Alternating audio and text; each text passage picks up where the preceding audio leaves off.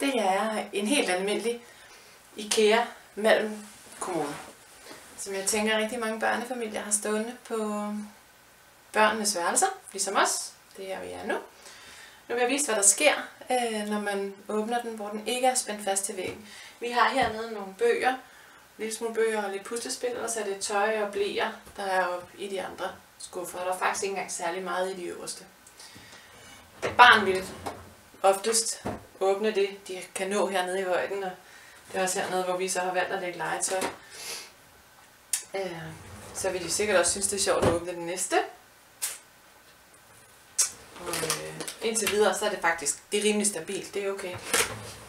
Hvis de kan nå den her, så vil de åbne. Nu begynder den at være en lille smule overvægtig. Hvis de så kan være fat i den her også, man kan godt se, hvad der begynder at ske. Jeg ved ikke, om I kan fornemme det der, men jeg kan i hvert fald fornemme det her. Jeg hiver næsten ikke i den, men jeg åbner jo bare i skuffen. Og nu falder hele kommoden faktisk ned over mig. Jeg er jo heldigvis klar til at gribe den.